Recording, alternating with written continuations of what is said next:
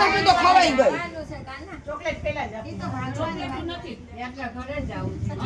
Chocolate ખલાસ થઈ ગઈ. તું તો ચીજ કહેવાય ગયા. હે ઋષિઓ, વાંદરાના મનનું સમાધાન કરવા પુણ્યશીલ અને સુશીલ કહેવા લાગ્યા. હે મહાભાગ, તમારાથી જાણ્યો જાણે પુરુષોત્તમ માસમાં ઉપવાસ તેમજ સ્નાન થયું છે. તેને ફળોને જમીન પર ફેંકેલા, તેથી ઘણા જનો તે ખાઈ તૃપ્ત થયેલા. વળી ઝાડ પરથી પડતા તીર્થમાં જ 5 દિવસનું સ્નાન થયું, તેથી તમે પુણ્યશાળી થયા છો. આ સાંભળી હવે જતી ગયો. હવે જતી ગયો. ફળો ફૂલો વગેરેને નમ્યો તે મહેમાનમાં બેસી ગોલોકમાં ગયો. આ સાંભળી નારદે નારાયણને પૂછ્યું, હે પ્રભુ, તમે દિવસના પ્રથમ ભાગમાં કરવાનું અવની કહ્યું, પણ બીજા ભાગમાં શું કરવું તે કહો. ત્યારે નારાયણ કહેવા લાગ્યા, પ્રાતઃકાળમાં કરેલું કાર્ય વિધિ પ્રમાણે કર્યા પછી મધ્યાહન સંધ્યા કરી તર્પણ કરવું. દેવતાઓ, મનુષ્યો, પક્ષીઓ, સિદ્ધ, યક્ષો, નાગ, દૈત્યો, રાક્ષસ, પ્રેત, પિશાચ અને સર્પોની હોય ને અન્ન ચાહતા હો તો તેના સ્વીકાર કરો. કંઈ 5 મહાયજ્ઞ કરવા, કૂતરા તથા કાગડા તેમજ પ્રાણીઓને બલિદાન આપવું. પછી ગાય ધોવાય તેટલી વાર અતિથિની રાહ જોવે, અતિથિને વિધિ પ્રમાણે ભિક્ષા આપવી. પછી શાંત ચિત્તે જમવા બેસવું. ભૂપતિને નમું છું, ભૂપતિને નમું છું, ભૂતોના પતિને નમું છું એમ કહીને બલિ આપવી. પછી ધર્મને ચિત્રગુપ્તને ભૂતોનો બલિ આપી કહેવું, કોઈ પણ ઠેકાણે ભૂખ અને તરસથી દુઃખી પ્રાણીઓ હોય તેને મુક્તિ માટે આ અન્ન સુખરૂપણે ખૂટે નહીં તેવું થાય. કહી ઓમ ઉચ્ચારણ કરી પ્રાણાય, અપાયાન, વ્યાયાન, ઉદાનાય, સમાનાય આ પ્રમાણે બોલી 5 આહુતિ આપી. ને જીભ અડકે નહીં તેમ 5 ગોળિયા ખાઈ જવું. શાસ્ત્ર વિરુદ્ધ અને નિશ્ચિત પદાર્થ ખાવા નહીં. પછી મુખ પ્રક્ષાલન કરી 16 કોગળા કરી શુદ્ધ થઈ પેટ પર હાથ ફેરવતા બોલવું, અગત્ય, કુંભકર્ણ, શનિ, વડવાનર, યજ્ઞ, અગ્નિ અને ભીમ મારા પર પ્રસન્ન હો. પછી કૃષ્ણનું નામ સ્મરણ કરવું, આચમન કરી પાન ખાવું. પછી ભગવત સ્મરણ કરવું. તે પછી ગંગારથી બહાર જઈ પાછા આવી હાથ પગ ધોઈ સાયન સંધ્યા કરવી. સાયંકાળે તેમજ પ્રાતઃકાળે જમતા પહેલા બલિકરણ સાથે વિશ્વદેવ કરવું. પછી ઘરમાં સૂતી વખતે પૂર્વ તરફ ખસાડીને ત્યાં દક્ષિણ તરફ પ્રવાસમાં પશ્ચિમમાં માથું રાખીને ઉત્તર દિશામાં ક્યારે પણ માથું રાખવું નહીં. શાંતિથી નિંદ્રા આવે તે સારું અગત્ય. માધવ, મહાબળવાન, મુચકુંદ, કપિલ, અસ્તિ મુનિના સ્મરણ કરી ગારુડ મંત્ર પોતાનું રક્ષણ કરે. માથા આગળ જળપાત્ર રાખી નિદ્રાવશ થવું. પર્વકાળ વ્રત પ્રયુક્ત નિયમ વર્જ કરી બીજા દિવસોમાં પોતાની પત્ની સાથે રમણ કરવું. છેલ્લે પ્રહર વેદાભ્યાસમાં ગાળો. ધર્મ અને નીતિનું માર્ગમાં ચાલો. ઇતિ શ્રી બૃહદારણ્યક પુરાણમાં પુરુષોત્તમ મહાત્મ્ય કથાનો 29મો અધ્યાય. શ્રી કૃષ્ણ પુરુષોત્તમ ભગવાન કી જય. શ્રી કાઠા ભગવાનની જય. કાઠા ગોરમાની વાર્તા. પવિત્ર પુરુષોત્તમ માસ આવ્યો. ભાવિક સ્ત્રી પુરુષો પુરુષોત્તમ મહિનાનું પુરુષોત્તમ ભગવાનનું સ્મરણ કરતા નદીએ નાહવા જાય છે. નાઈને કાઠા ગોરને પૂજે છે. પુરુષોત્તમ મહિનાની કથા વાર્તા સાંભળે છે અને મુખ્ય પ્રભુનું રટણ કરતા કરતા ઘેર આવે છે. આખા ગામમાં ભક્તિભાવ ઉભરાય. સાસુઓ નદીએ નાહવા જાય છે. દેરાણી જેઠાણી નદીએ નાહવા જાય છે. નણંદ ભોજાઈ નદીએ નાહવા જાય છે. कथा सुनाई जा रही है। નાહવા જાય છે. એક ગામમાં એક સ્ત્રી રહે છે. તેની બે દીકરા છે, બે વહુ છે, છતાં જલ્દી જુદા રહેવું પડે છે. बहुत शांति से सब लोग सुन रहे हैं। અરે વાહ, પુરુષોત્તમ ભગવાન કી જય.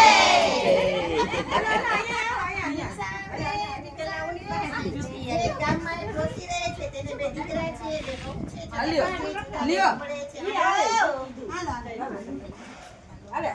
ડોશીએ જુદા રહેવું પડે છે. બે વહુઓ પણ જુદી રહે છે. આમ ત્રણેય અલગ અલગ ઘરમાં રહે છે. વાર તહેવારે ભેગા મળે છે અને આનંદ કરે છે. ડોશી રોજ સવારે નદીએ નાહવા જાય છે. નાના દીકરાની બહુ પણ નાહવા જાય છે. કાકા ગોળા પૂજન કરીને ઘરે આવે છે.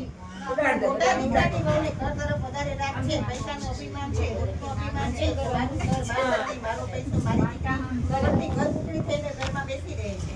દેરાણી નદીએ નાહવા જાય છે અને જેઠાણી યાદ આવે છે. એક દિવસ દિનની પોળી દેરાણી નદીએ નાહવા જતી વખતે જેઠાણીના ઘરે ગઈ. કહેવા લાગી, ભાભી આજે તો મારી સાથે નદીએ નાહવા ચાલો.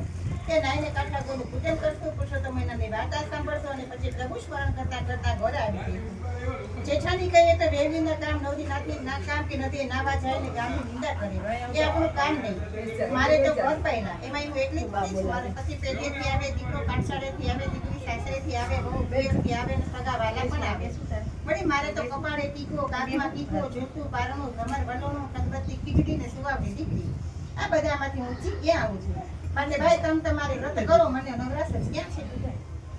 દેરાણી ના સાંભળીને દુઃખ થયું છે તો સાસુ પાસે દોડી ગઈ અને બધી વાત કરી. સાસુ કહે જેને ભગવાન સુખ આપે છે તે ભગવાનને ભૂલી જાય છે. ભગવાનની ભક્તિ વિના જન્મારો એડે જાય છે. એવું તારે તમારી જેઠાણી સમજે તો સારું છે, નહીં સમજે તો જેવું તારું રાખજો. દેરાણી તો રોજ નદે નાહી કાંઠા ગોળે વાર્તા સાંભળે છે અને જેઠાણી ઘરની આસના વાસનામાં ઢીંચી આવતી નથી. કાંઠા ગોળ દેરાણી ઉપર પ્રસન્ન થયા, જેઠાણી ઉપર કોપાયમાન થયા. ગોરમાએ તો જેઠાણીને શાપ આપ્યો, પરિણામ એ આવ્યું કે પતિ પેઢીથી ના આવ્યો, દીકરો પાછળેથી ના આવ્યો, દીકરી સાસરેથી ના આવી, બહુ પિયરથી ના આવી, ન સગા વાલા આવ્યા કે નસીબમાંથી જોર આવ્યા, નસીબમાંથી જોર આવ્યા, જોતા કારના અટકી ગયા, ગમે ચાલતા બંધ પડી ગયા. આમ બધું ઊંચું થવા માંડ્યું. આવું જોઈને જેઠાણીનો જીવ ઊંચે થઈ ગયો. એ તો રોતી કકડતી દેરાણીના ઘરે ગઈ અને બધી વાત કરી. દેરાણી તો સાસુ પાસે ગઈ. સાસુથી ઓટલે બેસીને વાડા ફેરવી રહ્યા હતા. ત્યાં તો જેઠાણી આવીને તેના પગે પડી અને વલોપાત કરવા લાગી. માડી કે માર્ગ બતાવો, મારે તો બધું અવળું થવા બેઠું, એનું કારણ સમજાવો.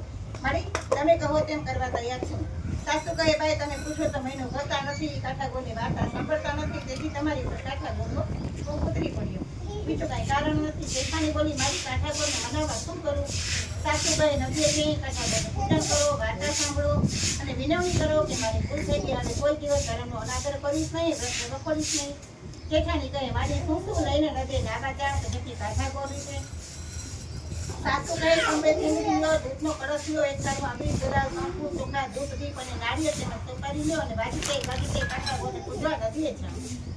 સાસુની શિખામણ જેઠાણીએ માથે ચડાવી. સાસુએ તેને માથે હાથ મૂકી આશીર્વાદ આપ્યા કે તારું કલ્યાણ થાવ. દેરાણીને પણ સાસુએ આશીર્વાદ આપ્યા અને દેરાણી જેઠાણી ચાલી નીકળ્યા. ઘર જઈને જેઠાણીએ પૂજાની સામગ્રી તૈયાર કરી. ત્યાં સુધીમાં દેરાણી ડોલીને બોલાવી લાવી. પછી સારી સ્ત્રીઓને નદીએ લઈ જવા તૈયાર કરી. બધી સ્ત્રીઓએ ત્યાં પ્રભુ નામની ધૂમ ચગાવી અને જેઠાણી વાજતે ગાજતે કાંઠા ગોળને પૂજવા નદીએ ગઈ. જેઠાણી નદીએ આવીને પુરુષોત્તમ ભગવાનનું સ્મરણ કરીને હરખભેર નાહી અને પુરુષોત્તમ ભગવાનને ક્ષમા યાચી કે હે પુરુષોત્તમ ભગવાન, હવે હું વ્રત ઉપવાસ કરીશ, મેં વ્રતની અવગણના કરી, તે માટે ક્ષમા આપો. એવી જ રીતે કાંઠા ગોળને પણ કાલાવાલા કર્યા. પછી તેને કાંઠા ગોળની વાર્તા સાંભળી અને વિધિપૂર્વક કાંઠા ગોળનું પૂજન કરી, ખીચડી ચડાવી, થોડો પાડીને માટે પ્રાર્થના કરવા માંડી કે હે ડોલીમાં, તમારે તો મોટું મન રાખવું જોઈએ. હું બાળક છું, અજ્ઞાન છું, કદાચ મારાથી ભૂલ થાય તો તમારે તેને સુધારવી જોઈએ. માણસ માત્ર ભૂલને પાત્ર છે. અરે મારી છોરું કચરું થાય તો માવતર કમાવતર ન થાય. માવતર બાળકના બધાએ દોષ ઢાંકી દેવા પડે. હવેથી નિરંતર કર્મ ધ્યાન કરીશ અને સંસારમાં બહુ રચી પછી નહીં રહું. જેઠાણી શ્રદ્ધા પેટી ગોળમાં કલ્યાણ કરશે ને હરખ જગ્યાએ પાછી ફરી. થોડી જ વાર આ બેઠા બેઠા મને વળી ક્યાં ના કરે પછી આ પછી ઓલું કરે. બિચારાને વાટકાઈ પડી છે તમારે આંખો જોવે ત્યાં. જેઠાણીને શ્રદ્ધા બેઠી કે ગોળમાં કલ્યાણ કરશે ને હરખ બે જગ્યાએ પાછી ફરી. થોડી જ વારમાં તેનો પતિ પેઢીએથી આવ્યો, દીકરો પાછળેથી આવ્યો, દીકરી સાસરેથી આવી, બહુ પિયરથી આવી, સગાવાલાથી ઘર ભરાઈ ગયું. સીમાથી ઢોર આવ્યા, ઝૂલતા પાણા હિંચોડાવા લાગ્યા અને ગમન વલોણા પણ ફરતા થઈ ગયા. માં કાંઠા ગોળ જેઠાણી ઉપર પ્રસન્ન થયા. જેઠાણીને એવી સદબુદ્ધિ આપી કે તેને દરેક અધિક માસ, પુરુષોત્તમ માસ નાહવાનો, વ્રત કરવાનો અને કાંઠા ગોળને પૂજવાનો સંકલ્પ કર્યો. અને બીજા દિવસથી તેને પુરુષોત્તમ વ્રત આદર્યું. અને માસની પૂર્ણાહુતિ થતા ગામના બ્રાહ્મણોને લાડુ જમાડી દક્ષિણા આપી રાજી કરીને વિદાય કર્યા. જેઠાણીને અપાર હર્ષ થયો. મોટા દીકરાની વહુ સદબુદ્ધિ આવવાથી સાસુને સુખ પહોંચ્યું. અને પુરુષોત્તમ માસ નાહવાથી, પુરુષોત્તમ વ્રત કરવાથી, કાંઠા ગોળને પૂજવાથી કેટલો લાભ થાય તે ગામવાળાઓને સમજાવ્યું. બધા જેઠાણીની વાહવા બોલવા લાગ્યા.